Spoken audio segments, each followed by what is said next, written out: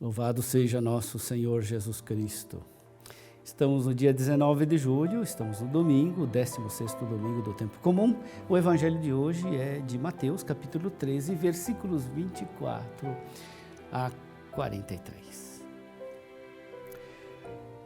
Naquele tempo, Jesus contou outra parábola à multidão. O reino dos céus é como um homem que semeou boa semente no seu campo.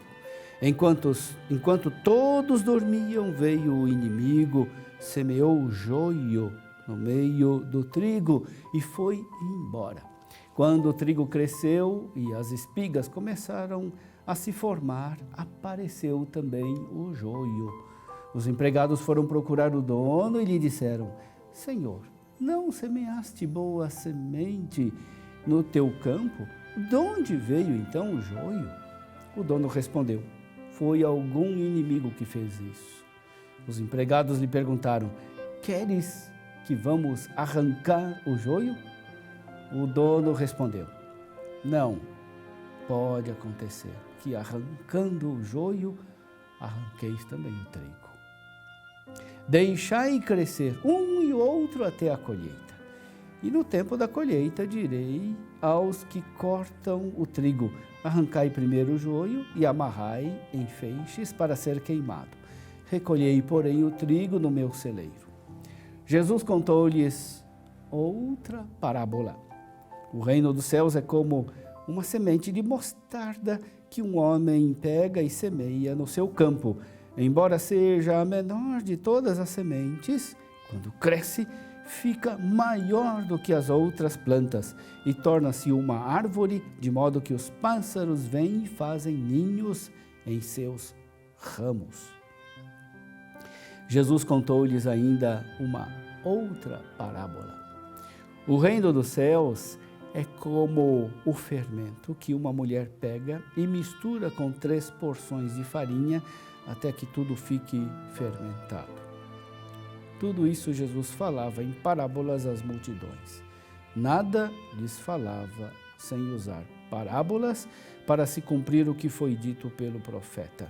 Abrirei a boca para falar em parábolas. Vou proclamar coisas escondidas desde a criação do mundo. Então, Jesus deixou as multidões e foi para casa. Seus discípulos aproximaram-se dele e disseram: Explica-nos a parábola do joio. Jesus respondeu: Aquele que semeia a boa semente é o Filho do Homem. O campo é o mundo. A boa semente são os que pertencem ao reino. O joio são os que pertencem ao maligno. O inimigo que semeou o joio é o diabo. A colheita é o fim dos tempos. Os ceifadores são os anjos. Como o joio é recolhido e queimado ao fogo, assim também acontecerá no fim dos tempos. O Filho do Homem enviará os seus anjos e eles retirarão do seu reino todos os que fazem outros pecar e os que praticam o mal. Depois os lançarão na fornalha de fogo. Ali haverá choro e ranger de dentes.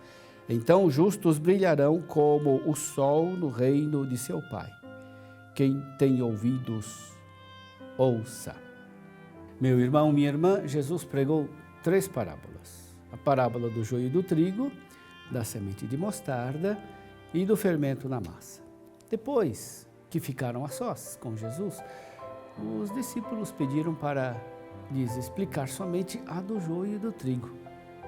E Jesus lhes explicou que o semeador era ele, que a boa semente são os filhos do reino, que o joio são os filhos do maligno, que o campo é o mundo e que a colheita é o fim do mundo. Esta parábola é uma advertência contra o otimismo triunfalista, a pressa insensata e a arrogância sectária. Muitos pecam por otimismo triunfalista e arrogância sectária. Pensam a realidade de maneira simplista.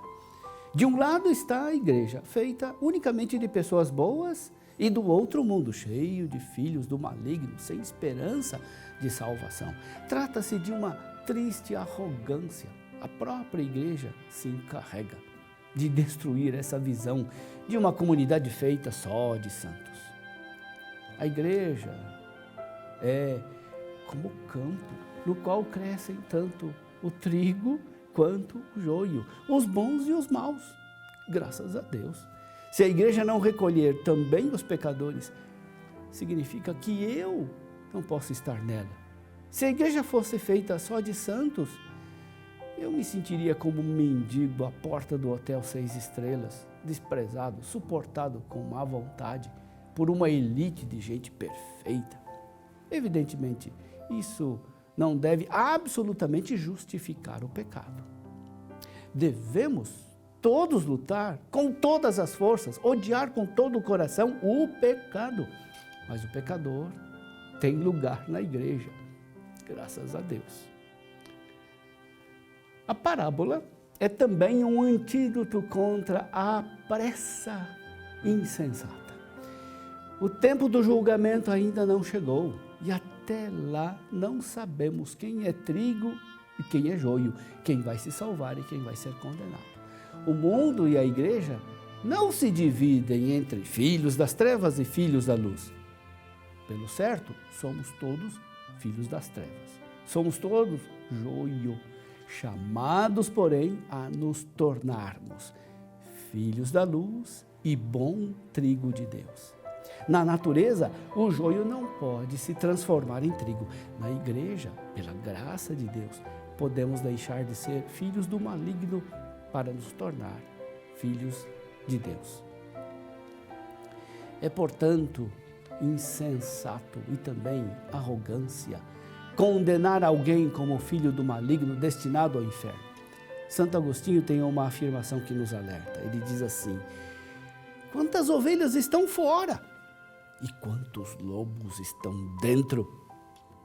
Mais uma vez, não se trata de classificar ovelhas e lobos, e isso somente o juiz pode fazer. Impaciência é a atitude de quem se acha no direito de julgar quem é joio, que deve ser arrancado do mundo e da igreja. Os impacientes são os que só sabem invocar castigos divinos contra os outros e se acham no direito de apontar os que Deus deve fulminar. São os que se comprazem em excomungar os outros, julgando-se mais católicos do que o Papa. Eles são movidos por um zelo falso que os leva a condenar os outros sem caridade e autocrítica. O silêncio e a paciência de Deus chegam quase a escandalizá-los.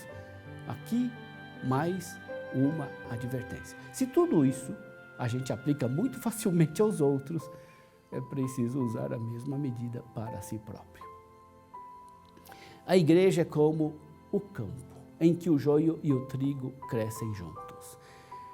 Na igreja podemos crescer, podemos nos converter, sobretudo, podemos imitar a paciência de Deus. Santo Agostinho dizia: os maus existem no mundo ou para se converterem, ou para que por eles os bons exercitem a paciência.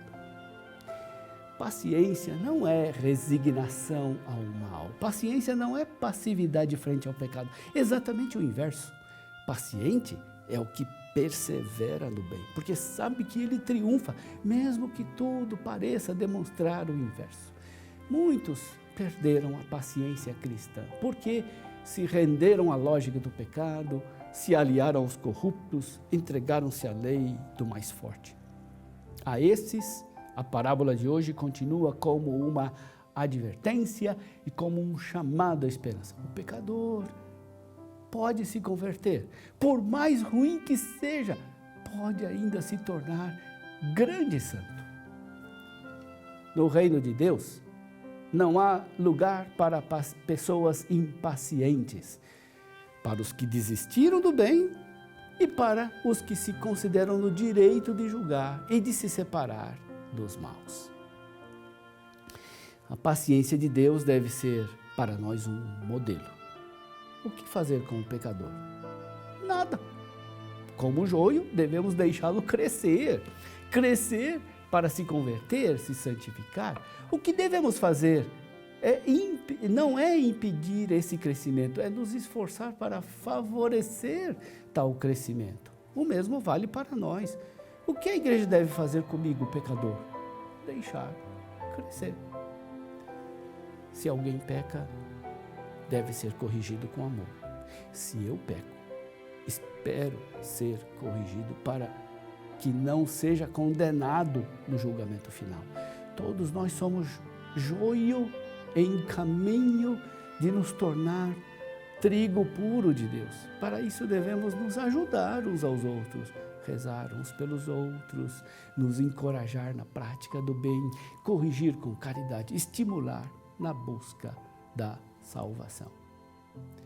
Meu irmão, minha irmã, recebamos na missa de hoje o grão de trigo caído por terra, que morreu, produziu abundante fruto, que foi triturado para ser pão que desce do céu, para nos alimentar e nos fortalecer.